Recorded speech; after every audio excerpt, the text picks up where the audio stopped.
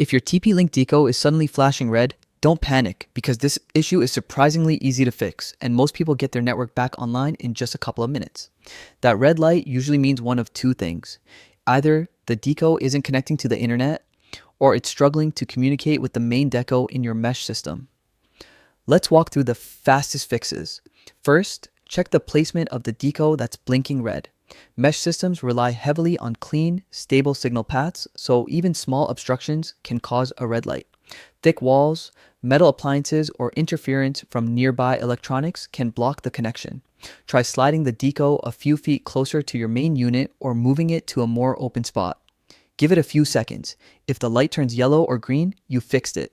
If that doesn't help, try relocating the unit entirely. A clearer line of sight almost always boosts signal strength and gets the deco back online. Still seeing red? Here's a quick diagnostic trick. Swap the blinking deco with another one that you know is working. If the red light follows the device after you move it, you might be dealing with a hardware issue. But if the red light stays in the same location no matter which deco you place there, then the problem is signal related or caused by interference in that specific spot. And if none of these simple steps fix the problem, the last move is to contact TP Link support.